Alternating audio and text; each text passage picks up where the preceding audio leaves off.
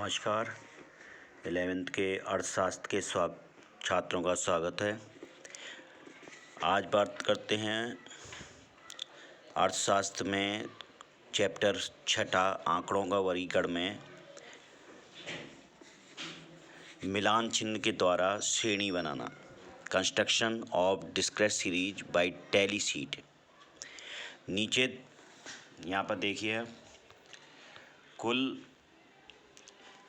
एक नीचे तालिका में 81 पर विद्यार्थियों द्वारा एक परीक्षा में 50 पूर्व प्राप्तांकों में वर्णन दिए गए हैं। खंडित श्रेणी बनाइए।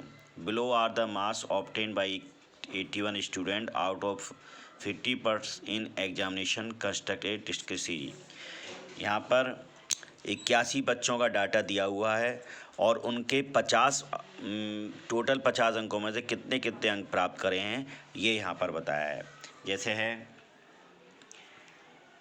22, 23, 28, 25, 26, 21, 36, 24, 20 इस तरह से ये लगभग एक पूरे यहाँ तक 81 टोटल बच्चे हैं और ये उनमें से 50 अंकों में से जो उन्होंने प्राप्तांक प्राप्त करे हैं उनका ये विवरण है। अब इसके आधार पर हमें discrete series by tally sheet के अनुसार बनानी है। तो समझते हैं कैसे बनाते हैं। मिलान चिन्हों का प्रयोग करते हुए 81 विद्यार्थी प्राप्तांक के आधार पर खंडित श्रेणी निम्न प्रकार बना सकते हैं। सबसे पहले देखते हैं जो सबसे कम अंक हैं उस अंकों को हम सबसे पहले रख लेंगे 16, फिर 17, 18, 19, 20 इसी तरह से क्रम वाइज जो मैक्सिमम नंबर तक पहुंच जाएंगे।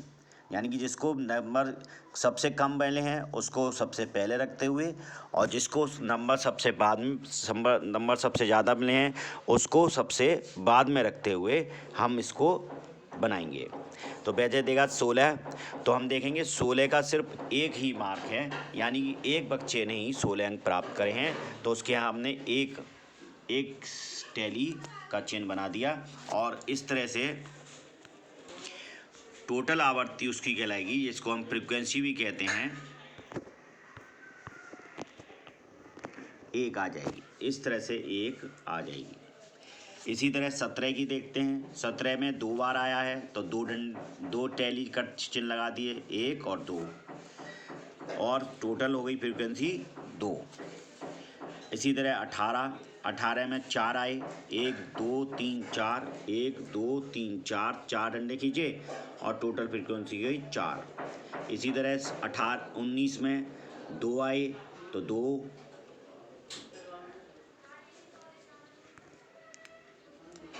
और 20 में 3 आए तो 3। 21 में आते हैं 1 2 3 4, और फिर अगर 4 के बाद जब 5वां आता है तो हम इसको पूरा चारों को क्रॉस कर लेते हैं, तो ये 5 का एक समूह बन जाता है। इसलिए हम इसको यहाँ पर 5 का प्रयोग करा। तो 5 बार जब आया तो 4 बार तो डंडे खींचे और 5वां जब आया तो उसको क्रॉस कर लिया। तो ये इस तरह से कहलाएगा 5 बार इसकी आवर्ती हुई है। ठीक है। ये इसी तरह 21 की आवर्ती 5 और 2 7 बार हुई। 22 की आवर्ती 5 और 2 7 बार हुई। 29 की आवर्ती 24 की आवर्ती हुई 5 और 4 9 बार हुई। और 25 की आवर्ती हुई 25 5 और 3 8 बार। 26 की आवर्ती हुई 5 और 2 7 बार। 27 की आवर्ती हुई 4 बार। और 28 की आवर्ती हुई 5 + 1 6 बार। और 29 की आवर्ती हुई 5 बार। 30 की आवर्ती हुई 3 बार। इसी तरह 32 की आवर्ती हुई 4 बार। तो ये 4 बार टोटल हम जब इसकी फ्रीक्वेंसी का टोटल करेंगे तो ये 81 आना चाहिए। अगर 81 आता है तो हमें ये समझना चाहिए हमने टैली जो मार्क बनाई है वो बिल्कुल सही बनाई है।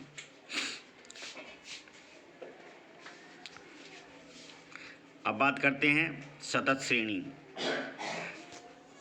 Continuous series.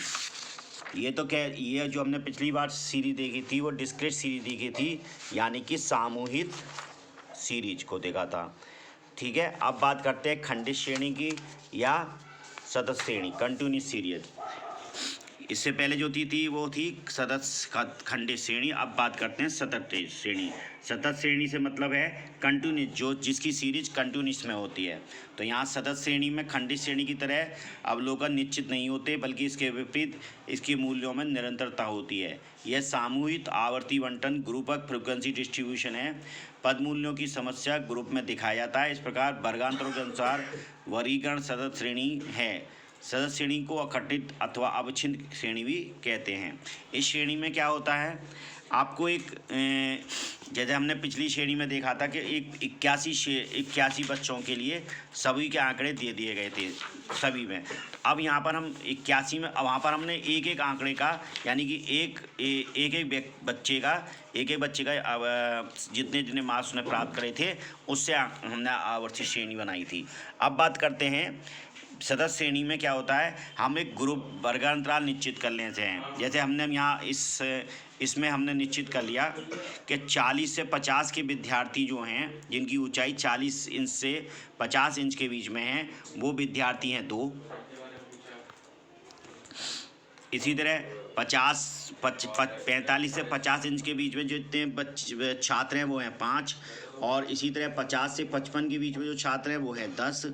इसी तरह 55 से 60 के बीच में जो इंच में छात्र हैं उनके वो 7 बच्चे हैं। 60 से 65 के जो इंच के बच्चे हैं वो 6 हैं। इस तरह से टोटल बच्चे हमारे हो गए 30 बच्चे। तो यहाँ हमने क्या करा, ये वर्ग अंतराल बना दिया, यानी कि 40 से 45 के बीच में जो इंच है, इसमें 2 बच्चे हैं। इसका मतलब है या तो ये 40 इंच का है या 45 इंच का है, ये मतलब इसका मतलब ये है। ठीक, इसके बाद तो जितनी आवर्ती का उसमें जितनी बार जिस वर्ग अंतराल में हमने बनाया है, जो खंडित श्रेणी बनाई है, उसमें कितनी बार इस 40 से 45 के बीच में 2 बार आवर्ती हुई होगी, इसलिए हमने यहाँ 2 लिख दिया। इसी तरह 45 से 50 के जो बच्चे होंगे इंच वाले बच्चे, वो 5 होंगे। इस तरह से ये बना लेते हैं सतत श्रेणी, ये कहलाती है सतत श्रेणी। अब बात करते हैं वर्गानुसार वर्गीकरण में प्रयुक्त होने वाली पारिभाषिक शब्दावली, यानी कि इसमें कौन कौन सी चीज़ें सतत श्रेणी में प्रयोग होती हैं, वो शब्दावली को समझते हैं।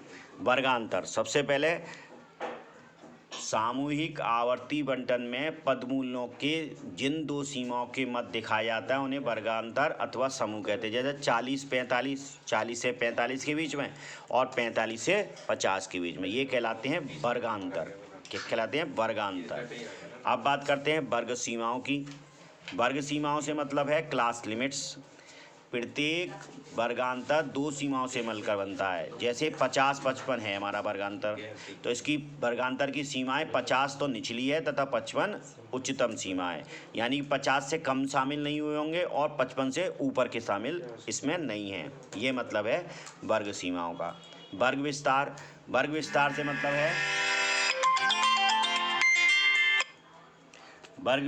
मतलब है किसी वर्ग का विस्तार अथवा वर्गांतर का आकार उस वर्ग की ऊपरी तथा निचली सीमा का अंतर होता है। जैसे 50-55 के में 50 और 55 में कितने का अंतर है? 5 का। 51, 52, 53, 54, 55, 5 का अंतर है। तो 5 का अंतर ही कहलाता है वर्ग का विस्तार। किसी वर्ग का विस्तार अथवा वर्गांतर में जो आकार है उस वर्ग में ऊपरी तथा निचली सीमा में जो अंतर होता है, तो हम 55 में से अगर 50 घटाएंगे तो 5 होगा, तो यही कहलाता है वर्ग अंतर। मध्य बिंदु, वर्गांतरों के मध्य स्थान को मध्य बिंदु या मध्य बिंदु कहते हैं। इसको हम आगे समझेंगे विस्तार से।